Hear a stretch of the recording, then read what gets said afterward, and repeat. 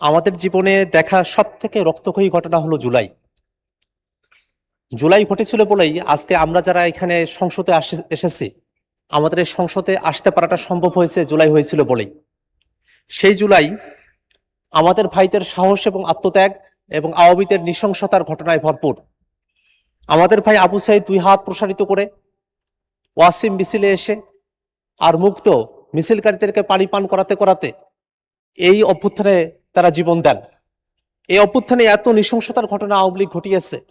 আমরা দেখেছি যে সাভারে মানুষদেরকে হত্যা করার পরে তাদেরকে ভ্যানে রাখা হয়েছে, পুড়িয়ে দেওয়া হয়েছে। কত মানুষ তারা ঘরের ভিতরে ছিলেন, শিশুরা, তাদেরকে রাস্তা থেকে, আকাশপথ থেকে গুলি করে তাদেরকে হত্যা করা হয়েছে। কত মানুষকে জেলখানায় বন্দি করা হয়েছে। কত মানুষ তারা এখন আর দেখতে পারেন না, কারণ তাদের চোখগুলো অন্ধ হয়ে গেছে, তাদের দেখার দৃষ্টিশক্তি সেটা কেড়ে নেওয়া হয়েছে। কত মানুষ এখনো পর্যন্ত পঙ্গু হয়ে আছে, কত মানুষ হাঁটতে পারে না, কত মানুষ, কত পরিবার তারা তাদের স্বজনদেরকে এখনো পর্যন্ত ফিরে পায় নাই। এত নৃশংসতা, এত বর্বরতা, যার মধ্য দিয়ে আমরা একটা নতুন জুলাই পেয়েছি। সেই জুলাইয়ের মধ্য দিয়ে বাংলাদেশ একটা ফ্যাসিবাদী শাসন থেকে মুক্ত হয়েছে। আমরা যখন এই জুলাইয়ের হত্যাকাণ্ডগুলোর কথা বলি, গণহত্যা, মানবতা বিরোধী অপরাধের কথা বলি, সেই সময়টাতে আওয়ামী লীগ জুলাইয়ের যে ঘটনা বলাই আছে সেগুলোকে অস্বীকার করবার তারা চেষ্টা করে। তারা যে গণহত্যা করেছে সেটাকে তারা অস্বীকার করে।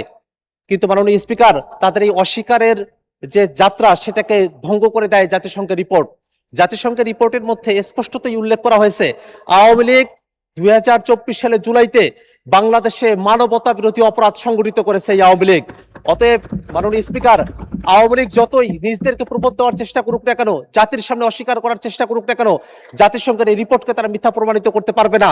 আমাদের যেসব শহীদ পরিবারগুলো এখনো জীবিত আছে, আমাদের সেসব পঙ্গু ভাইয়েরা এখনো জীবিত আছে, তাদের রক্তের ওপর দিয়ে তারা জুলাইকে অস্বীকার করবার সাহস করতে পারবে না। মাননীয় স্পিকার, অত্যন্ত দুঃখ লাগে একটা বিষয় মাননীয় স্পিকার, আমাদের এই সংসদেও এমন 2-1 জন সরকার দলীয় সংসদ সদস্য আছেন যারা আওয়ামী লীগের বয়ানে বক্তব্য দেয় জুলাইকে কেন্দ্র করে। মাননীয় স্পিকার, পুলিশের খুন নিয়ে তারা কথা বলে, কিন্তু এই জুলাইতে এই যে হাজারো মানুষ শহীদ হয়ে গেলেন, তাদের জন্য তাদের মধ্যে কোনো মমত্ববোধ, কোনো সহানুভূতি তাদের মধ্যে জাগ্রত হয় না। মাননীয় স্পিকার, মাননীয় স্পিকার, আওয়ামী লীগের যে ষড়যন্ত্র তত্ত্ব আছে, মেটিকুলাস ডিজাইনের যে কথাগুলো তারা বলে মাননীয় স্পিকার, সেই ধরনের বক্তব্য তথ্য দিয়ে আমাদের এখানে অনেক সংসদ সদস্য তারা কথা বলেন মাননীয় স্পিকার। কিন্তু মাননীয় স্পিকার, বাংলাদেশে সংগঠিত হওয়া সকল গণঅভ্যুত্থানের মধ্যে সব থেকে জনগণের অংশগ্রহণ বেশি ছিল। সমাজের নানা অংশের সকল শ্রেণী পেশার মানুষের, একে প্রবাসী থেকে শুরু করে দেশের মধ্যে যারা আছে, সকলের অংশগ্রহণে যে অভ্যুত্থানটা সংগঠিত হয়েছিল, গণমানুষের আন্দোলন সংগঠিত হয়েছিল, সেটা জুলাই। মাননীয় স্পিকার, মাননীয় স্পিকার, এই যে জুলাইয়ে এত মানুষ জীবন দিল, এত মানুষকে খুন করা হলো, তাদের বিচারের কি গতি প্রকৃতি, সেই দিকে যদি আমরা একটুখানি তাকাই মাননীয় স্পিকার, তাহলে আমাদেরকে হতাশ হতে হয় মাননীয় স্পিকার। জুলাইতে যারা হত্যাযজ্ঞ করেছিল, গণহত্যা চালিয়েছিল, মানবতা বিরোধী অপরাধ করেছিল, তাদেরকে এখনো পর্যন্ত আমরা কোনো শাস্তি কার্যকর করতে দেখে নেই মাননীয় স্পিকার। শেখ হাসিনা এখনো পর্যন্ত দেশের বাইরে পালিয়ে আছে, এখনো পর্যন্ত শেখ হাসিনাকে দেশে ফিরিয়ে নিয়ে এসে বিচারের রায় কার্যকর করা আমরা দেখতে পারি নাই মাননীয় স্পিকার। আমরা সরকারের কাছে দাবি জানাই, অবিলম্বে শেখ হাসিনা সহ গণহত্যাকারী, মানবতা বিরোধী অপরাধের সাথে যারা যুক্ত আছে, তাদেরকে দেশে ফিরিয়ে নিয়ে এসে তাদের শাস্তি কার্যকর হোক মাননীয় স্পিকার। মাননীয় স্পিকার, আমরা যদি আইসিটি, আমরা যদি ট্রাইব্যুনালের বিচারগুলোর দিকে একটু তাকাই মাননীয় স্পিকার, তাহলে আমরা কি দেখব? এই সরকার গঠন করার পরে এই 4.5 মাসে এখনো পর্যন্ত নতুন যে প্রসিকিউশন টিম আছে, সেই প্রসিকিউশন টিম এখনো পর্যন্ত নতুন কোনো তদন্ত রিপোর্ট দাখিল করতে পারে নাই, নতুন কোনো ফরমাল চার্জ দাখিল করতে পারে নাই। আগে যতটুকু হয়েছিল তার উপরে ভিত্তি করে এখন পর্যন্ত বিচার কার্যক্রমটা চলছে। মাননীয় স্পিকার, আমরা সরকারের কাছে বিনীতভাবে জানতে চাই, নতুন যে প্রসিকিউশন টিম, তাদেরকে কি কাজ স্রোত গতিতে আগানোর কোনো নির্দেশনা সরকারের তরফ থেকে দেওয়া হয়েছে? যদি না হয়ে থাকে, তাহলে এই টিমকে শক্তিশালী করার জন্য যে ধরনের পদক্ষেপ নেওয়া দরকার, সেই পদক্ষেপগুলো নেওয়ার জন্য আমরা সরকারের কাছে আহ্বান জানাই মাননীয় স্পিকার। এখনো পর্যন্ত যে আয়ো মাত্র 23 জন আয়ো, এখনো পর্যন্ত 20 জনের মতো প্রসিকিউশন টিমে আছে। এত মামলা, এখানে 450-এর উপরে এখানে কমপ্লেন জমা হয়েছে, এখনো পর্যন্ত 100টা মামলাও এখনো বিচারের আওতায় আসে নাই। আমরা সরকারের কাছে আহ্বান জানাবো, প্রসিকিউশন টিমের সংখ্যা বাড়িয়ে, আদালতের সংখ্যা বাড়িয়ে, ট্রাইব্যুনালের সংখ্যা বাড়িয়ে, সেখানে আইওদের সংখ্যা বাড়িয়ে, যত ধরনের ফেসিলিটিস দরকার আছে সমস্ত ফেসিলিটিসগুলো দিয়ে এই বিচারটা যাতে তড়িৎ গতিতে করা হয়, সেজন্য আমরা সরকারের কাছে আহ্বান জানাই মাননীয় স্পিকার।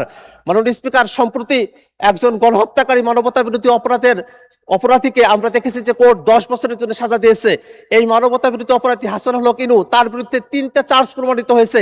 3টা চার্জে আলাদা আলাদা করে 10 বছর 10 বছর 10 বছর করে 30 বছরের সাজা হওয়ার কথা ছিল, কনকারেন্টলি মাত্র 10 বছরে সেটাকে সীমাবদ্ধ করে ফেলা হয়েছে। মাননীয় স্পিকার, আমরা সরকারের কাছে আহ্বান জানাই, সরকার যেন আপিল করার মধ্য দিয়ে যেভাবেই সম্ভব হোক না কেন, যারা এই গণহত্যার সাথে সংযুক্ত আছে, যারা মানবতা বিরোধী অপরাধের সাথে সংযুক্ত আছে, তাতে সর্বোচ্চ শাস্তি কার্যকর করার দিকে উদ্যোগ গ্রহণ করে, সেজন্য আমরা সরকারের কাছে আহ্বান জানাই। মাননীয় স্পিকার, আওয়ামী লীগের বিচার নিয়ে বলা হয় যে দল আওয়ামী লীগ তারা দলগতভাবে এই গণহত্যা সংগঠিত করেছিল, সেই আওয়ামী লীগের দলগত বিচারের কি অবস্থা?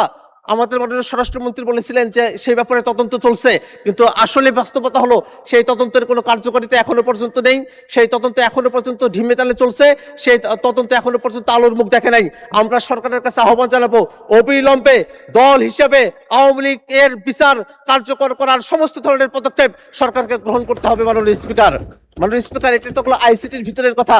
আমরা যদি সারা দেশের মামলাগুলোর দিকে তাকাই, সেখানে একটা হতাশার দৃষ্টি আমাদের দিকে এসে ধরা পড়ে। মাননীয় স্পিকার, সারা দেশে এতগুলো মামলা হয়েছে, কোন মামলায় এখনো পর্যন্ত কোনো চার্জশিট দাখিল করা হয়নি। মাননীয় স্পিকার, সারা দেশে যে এতগুলো মামলা করা হলো, সেই মামলাগুলো কোন পর্যায়ে আছে, সেই মামলাগুলোতে কবে চার্জশিট দাখিল করা হবে, এরকম কোনো ধরনের সুনির্দিষ্ট সময়সীমা সরকারের পক্ষ থেকে ঘোষণা করা হয়নি। মাননীয় স্পিকার, এই কারণে আমরা সরকারের কাছে দাবি জানাবো, মাননীয় স্পিকার, সারা দেশে যে মামলাগুলো করা হয়েছে, সেই মামলাগুলোতে দ্রুত সময়ের মধ্যে তদন্ত শেষ করে চার্জশিট দাখিল করে যারা গণহত্যা মানবতা বিরোধী অপরাধের সাথে যুক্ত ছিল, সারা দেশের সবাইকেই যেন শাস্তির আওতায় নিয়ে আসার ব্যবস্থা গ্রহণ করা হয়, সেজন্য আমরা সরকারের কাছে আহ্বান জানাই। মাননীয় স্পিকার, আমাদের এই জুলাইতে এত মানুষের আত্মত্যাগ, সে আত্মত্যাগগুলোকে যেন আমরা ভুলে না যাই। একটা নতুন বাংলাদেশ গড়ার জন্য তারা আত্মত্যাগ করেছিলেন, নতুন একটা শাসন কাঠামোর জন্য তারা আত্মত্যাগ করেছিলেন।